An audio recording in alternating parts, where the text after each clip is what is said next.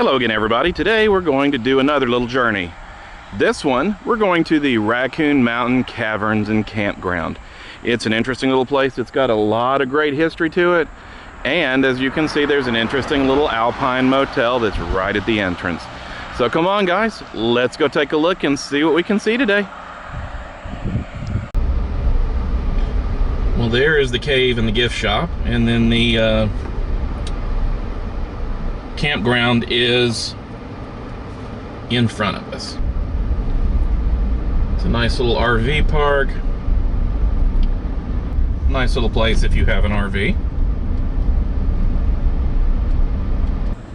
Well, one of the interesting things that they've added to it is you have a little go-kart run. So, fun for the whole family kind of thing. So you've got the old mining, you've got batting cages. It's a fun time. Now, if you look closely, you can see the big metal pieces, not the actual power lines, but the closer ones. Those are actually what's left over after a beautiful old sky tram that they used to have up here. Now, as the interstate opened up and things changed, that went away. It actually got too expensive to be able to run it. But it was still an amazing ride, and even more beautiful places up on the top of the mountain. One of these days, the top of the mountain may be able to open up again. Till then, we just have the memories of how beautiful it is up on the top of the mountain and the interesting sky ride that used to be on the way up the mountain.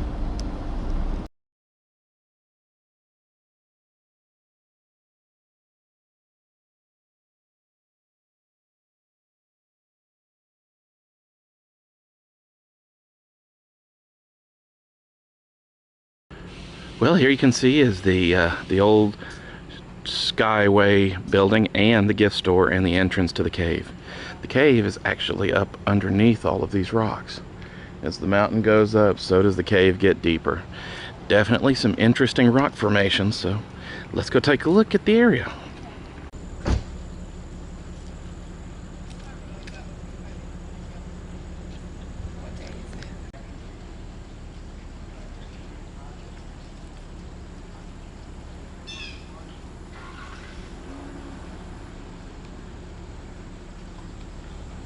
Now, nobody's here now, but you can see they've got the gemstone mining. Seems to be in a lot of places around here.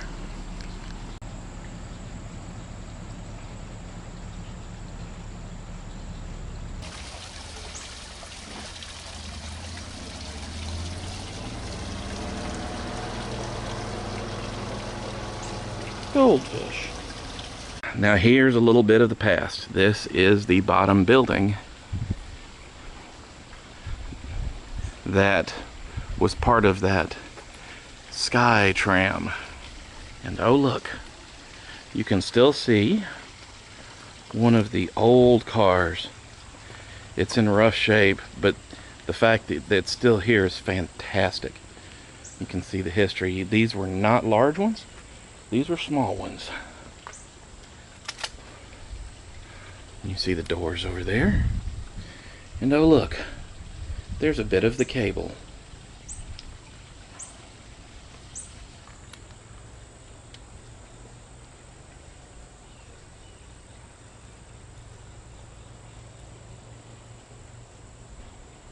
On our way, it goes down under our feet here, and they're afraid that if they cut it, it'll shake the foundation so much and send so much pressure out it'll blow the walls out, especially the windows. So it's just a big chunk of iron? Big chunk of iron. Iron and concrete.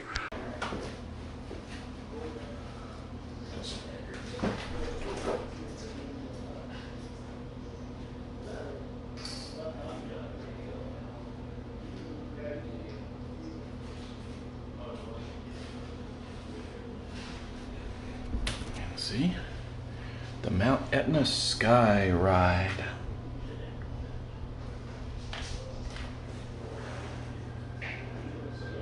$1966 is when they had the big fire.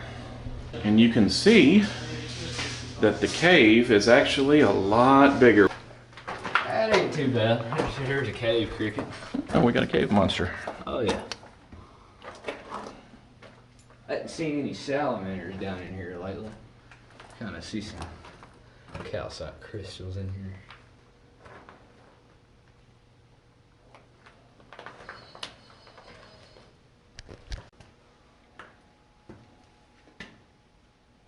Lights on, alright. This right here is the third largest room of our cave. This right here is the Crystal Palace room. A long time ago, this was actually all rock. It was created by rainwater coming down through the soil, picking up carbon dioxide gas. It would turn into soda water and slowly dissolve the cave, which is where you get your formation, your walls, your ceiling. Just about everything you see in here. Everything in here, like most of the caves in the southeastern United States, it is made of limestone. Another thing I'll point out right here, we have some soda straws kind of coming out of the ceiling. Once these guys get way bigger, they turn into these over here, which are called stalagmites. These guys right here, you kind of see growing out of the ground, these right here are called stalagmites. A good way you can remember it, stalagmite, you might trip over, stalactite, hang tight from the ceiling.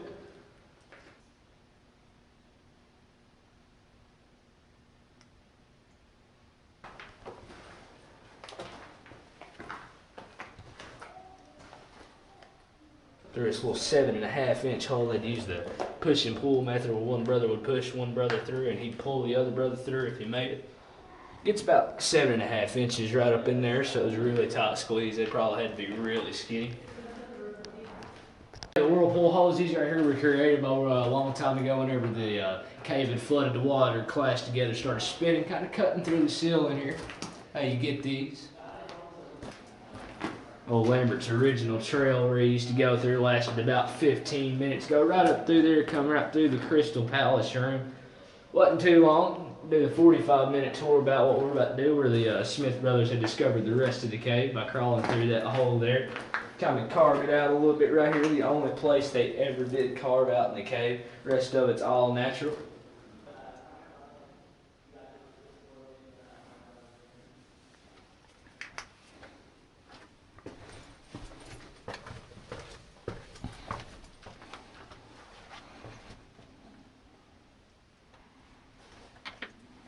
Got some wild cave tour coming through here. Oh, we got survivors. How's it going? Y'all have fun? Yeah, we Y'all lost are- the guy, but it's all right. Y'all are way too clean for a wild cave tour.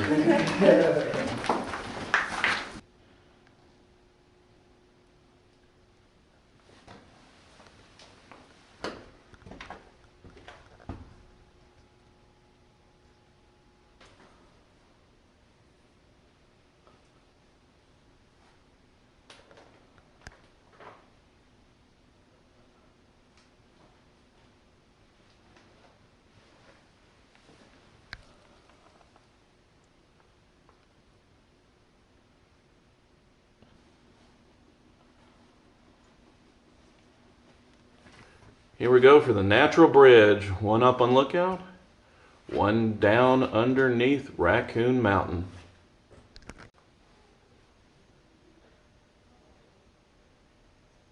Oh, look, it's a cave monster. This right here is another one of our imagination formations. We call this iguana head rock. You can see his eye, his nose, his beard. Claws right here, his shoulder. Thought it was pretty neat. About 5 foot behind this guy, there's a softball size hole, which our critters kind of crawl in and out of. They usually go up to the earth, eat a little bit of mosquitoes, usually whatever they do. And when they come back down, they chill around right here beside an iguana. This is their long lost brother, salamanders here.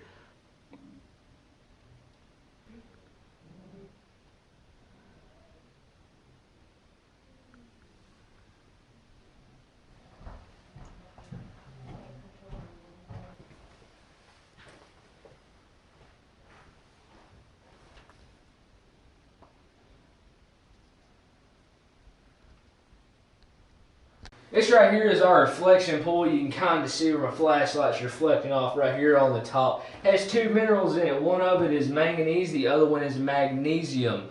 The magnesium in this water here is equal to about 5 cups of about milk of magnesium, 1 cup of our water, and you drink it. We can tell you the quickest way to the bathroom. Exits to the wild cave tour, so gives you an idea.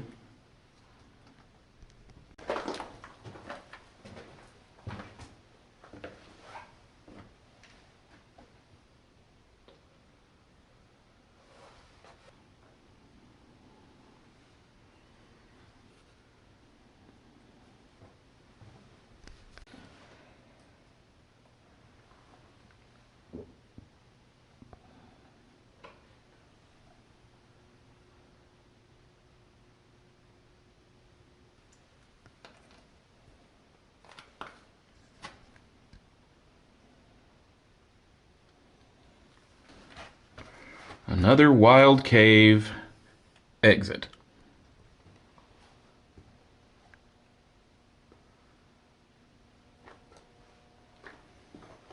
If you stay in here overnight, here's one of the best spots to sleep. Nice and flat, well, reasonably flat.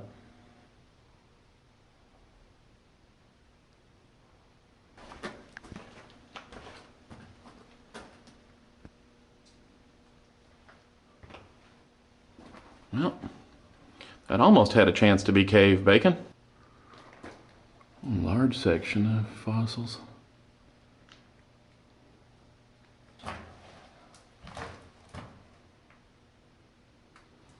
Yeah, these right here are big ones. They kind of laughed out a little bit.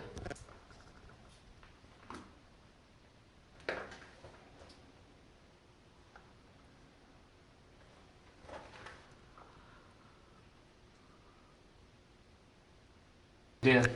This right here is our Raccoons Den, kind of another imagination formation. You can see he's got his table right here. We are in Tennessee, so he's got his jugs of moonshine, his little bottle right there, and you kind of see he's got some soda straws.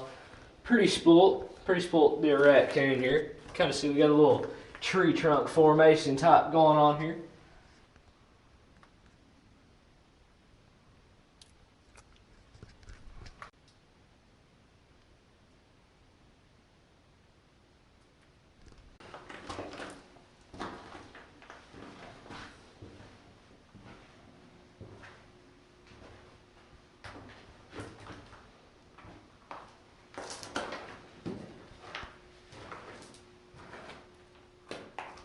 Another wild cave action. With a can opener at the very beginning.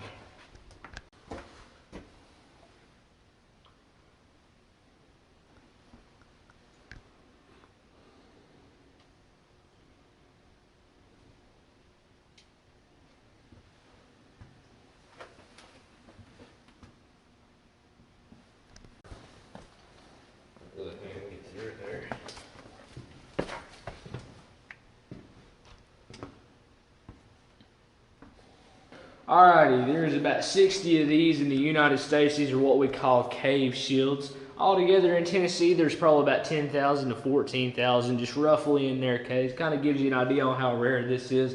How it's formed, it has a crack right here on the side.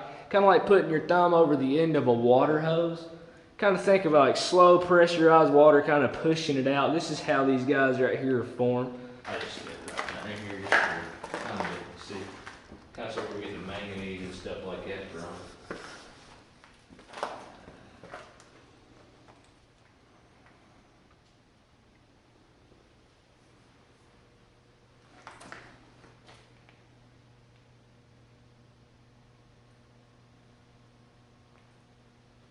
Really easy though, it is kind of sweet.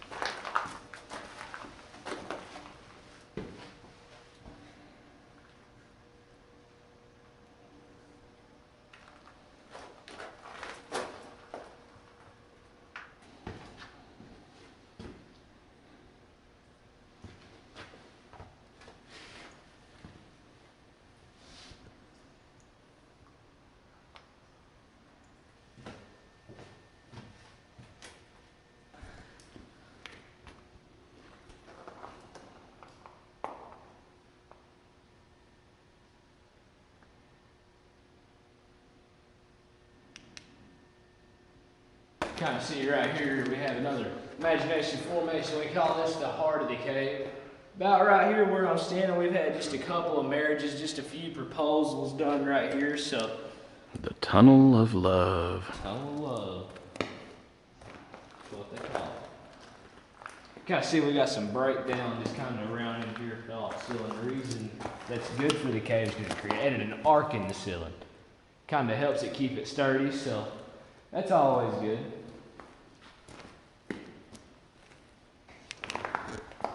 Walking right up here.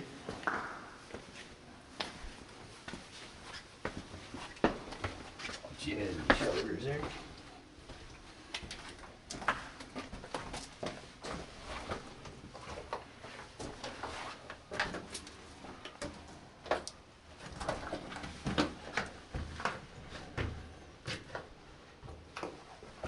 Well, I hope you guys enjoyed the trip today. So, until next time, make your own journeys. Come back again soon and see what else I've got going. We'll see you soon.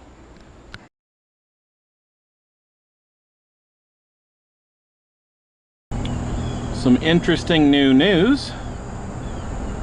This blank slate right here will become the future home of the Center of Cherokee Heritage Museum and Gallery. We'll have to come back again and take a look.